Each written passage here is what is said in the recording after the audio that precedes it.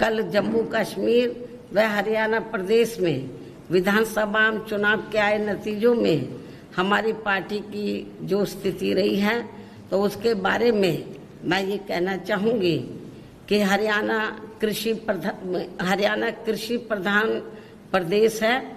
यहाँ कृषि से जुड़े खासकर जाट समाज के लोग बीजेपी की केंद्र व राज्य सरकार की भी किसान विरोधी रही नीतियों व कार्यशैली आदि से कतई भी खुश नहीं रहे हैं और अभी भी खुश नहीं हैं, जिसकी खास वजह से ही बीजेपी को सत्ता में आने से रोकने के लिए इस बार जाट समाज का अधिकांश वोट कांग्रेस पार्टी को ही चला गया, जिससे फिर इनेलो व बीएसपी के बने गठबंधन को भी इस समाज का वोट एक आधी सीट को छोड़कर लगभग ना के बराबर ही मिला है।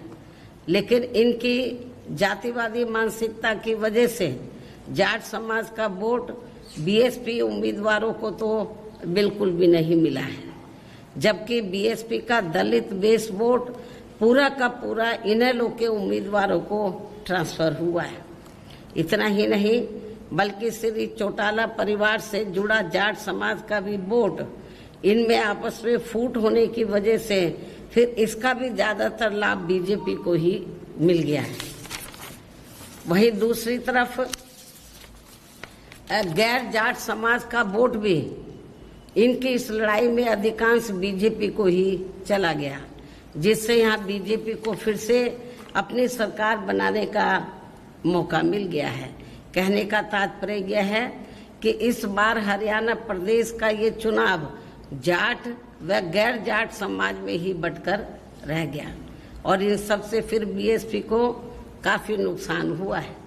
हालांकि बीएसपी के लोगों ने अपने उम्मीदवारों को जिताने में कोई कसर नहीं छोड़ी है और इस मामले में जम्मू कश्मीर के पार्टी के लोग भी ऊपर वैली में कश्मीर वगैरह वहाँ तो नहीं पहुँच सके, लेकिन जो नीचे जो जम्मू का एरिया थोड़ा सेफ है, सुरक्षित है, तो वो 25-30 सीटों पर हमारे लोगों ने हमारे लोगों ने बहुत प्रयास किया कि पार्टी की बात आगे बढ़े और हमने कुछ कैंडिडेट भी खड़े किए हैं जम्मू रीजन में और वहाँ पर हमारे लोगों को वोट पड़ा है। सीट तो नहीं निकाल पाए, कुछ सीटों पर अच्छा खासा वोट मिला है। इन सभी की जितनी भी इन वर्कर ने कोई कसर नहीं छोड़ी है, लेकिन हालात कुछ ऐसे बन गए जैसे हमने इनेलो से हरियाणा में अलायंस किया तो हमें जाट समाज का वोट मिला ही नहीं बीजेपी को हराने के लिए, या बीजेपी को सत्ता में बीजेपी वापस ना आए तो जाट वोट एक तरफा तो वो कांग्रेस को चला गया, तो बीएसपी के कैंडिडेट को केवल दलितों का वोट ही पड़ के रह गया।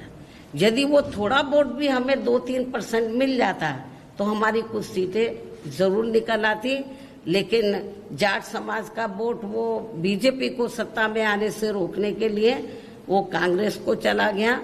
और वैसे भी जैसे उत्तर प्रदेश में जाट समाज की जो मानसिकता है वो काफी हद तक बीएसपी की वजह से बदली है।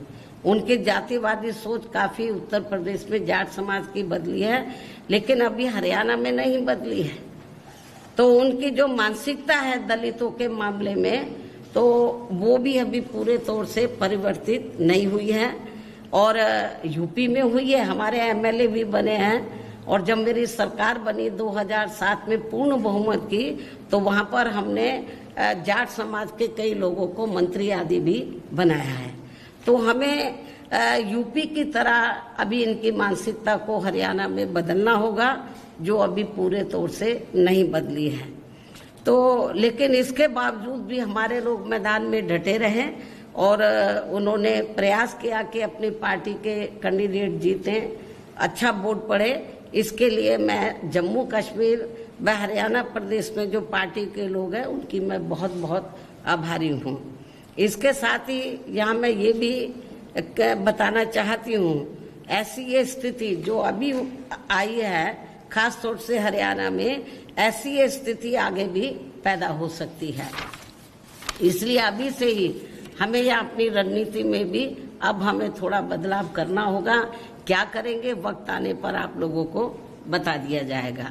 इस प्रकार से इन सब बातों को ध्यान में रखकर अब हमें दिल्ली में यहाँ जल्दी ही होने वाले, महाराष्ट्र में भी होंगे वैसे तो चुनाव और झारखंड में भी होंगे, हम इन तीनों स्थानों पर चुनाव लड़ेगी हमारी पार्टी। तो खास तौर से क्योंकि मैं दिल्ली में प्रेस ले रही हूँ और यहाँ पर मैं आप लोगों के बीच में हूँ, मान्यवर श्री कांशीराम जी को मैं अपने श्रद्धा सुमन अर्पित करने आई हूँ, क्योंकि यहाँ मान्यवर कांशीराम जी की अस्थियां हैं। उनके आदर सम्मान में यादगार में ये स्थल बना हुआ है। तो जब मैं दिल्ली में रहती हूँ तो मैं यहाँ जरूर आती हूँ। तो इसलिए जब मैं इधर आई हूँ तो मैंने सोचा मीडिया के लोगों से बहुत दिन से बात भी नहीं हुई है, तो दिल्ली के मीडिया के लोग नाराज ना हो जाए कि बहन जी हमें महत्व नहीं देती है। तो मान्यवर श्री कांशीराम जी की पुण्यतिथि के मौके पर तो मैंने सोचा कि मैं आप लोगों को अपनी बाइट दे दूं इस मौके पर और आप लोगों से मिल भी लूं। इस प्रकार से इन सब बातों को ध्यान में रखकर अब हमें दिल्ली में, खास तौर से मैं दिल्ली की बात कर रही हूँ, हमारी पार्टी महाराष्ट्र में भी चुनाव लड़ेगी असेंबली का, झारखंड में भी लड़ेगी, वहाँ हम लोग जी जान से लगे हुए हैं। दिल्ली देश की राजधानी है, यहाँ पर भी हमारा पूरा प्रयास रहेगा कि हमारी पार्टी बेहतर रिजल्ट लाए।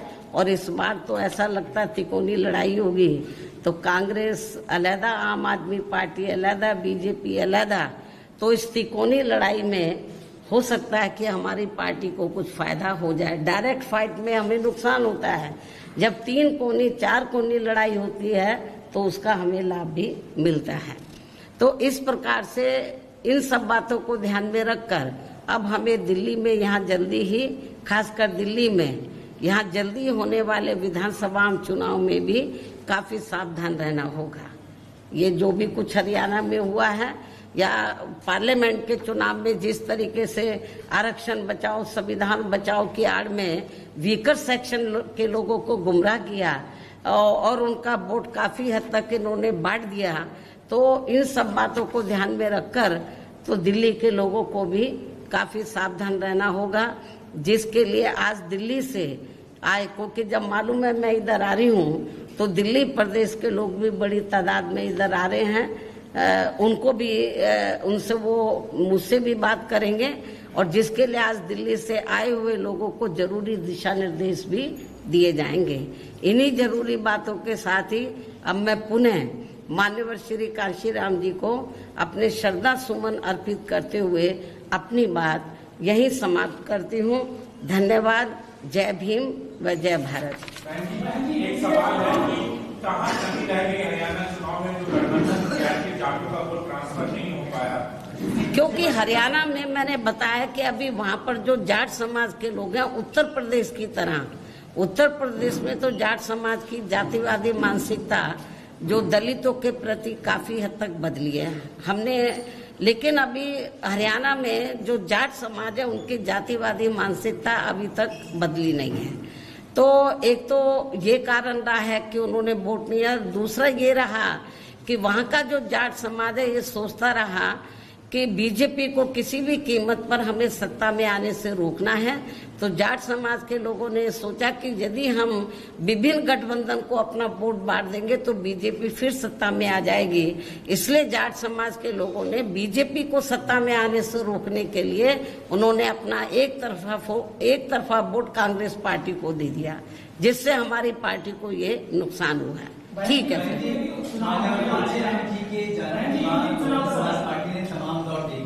सत्ता में भी रही, फिर अभी जो स्थिति है वो भी सबके सामने है। पिछले दिनों आपने अपना एक दुख जताया था कि जो हमारे समाज के लोग हैं, जाटो समाज के लोग, उन लोगों ने, आप पूरे दलित समाज की बात करो ना, वो कांग्रेस के बहकाव में आ गए और समर्थन, लेकिन अब नहीं आएंगे। लेकिन उनको क्योंकि समय बहुत कम था, उस समय लोकसभा चुनाव डिक्लेयर हो गया था, इन्होंने ऐसी नोटंकी की, नाटकबाजी की कि हमारे लोग गुमराह हो गए। अब नहीं होंगे। चुनाव उत्तर प्रदेश में होने वाले हैं, क्या हरियाणा? वो जब माननीय सुप्रीम कोर्ट का जब जजमेंट आया SC/ST आरक्षण में वर्गीकरण और क्रीमी लेयर आदि को लेकर, तो जो पूरे देश में जो SC ST वर्गों के लोग हैं उनकी आंखें खुल गई, जो ये संविधान बचाने, आरक्षण बचाने की बात करते। तो इस मामले में सारी पार्टियां, बीजेपी एंड कंपनी के लोग, कांग्रेस पार्टी एंड कंपनी के लोग, सारी की सारी पार्टियों ने कुछ भी इसके ऊपर सही जवाब नहीं दिया। बस आरक्षण की बातों करते रहे, हम ध्यान रखेंगे। लेकिन माननीय सुप्रीम कोर्ट में जब ये मामला आया तो सेंटर की ओर से जो सरकारी वकील होते हैं, कांग्रेस के भी, तो सबने माननीय सुप्रीम कोर्ट ने जो जजमेंट दिया उनकी हाँ में हाँ मिलाया है। तो इसलिए मैं आपको ये बताना चाह रही हूँ। और इतना ही नहीं, कांग्रेस के श्री राहुल गांधी ने तो विदेश में जाकर कह दिया कि वक्त आने पर हम इन वर्गों का पूरा आरक्षण खत्म कर देंगे। तो इसका असर पड़ा है पूरे देश में। और मुझे ऐसा लगता है कि जो इन्होंने लोकसभा चुनाव में फायदा उठाया, अब दोबारा से इस मुद्दे के ऊपर अब इनको फायदा मिलने वाला नहीं है। नहीं तो फिर ये हरियाणा में क्यों नहीं उठा लिया इन्होंने? कांग्रेस शासित तेलंगाना, ठीक है फिर, अच्छा भाई।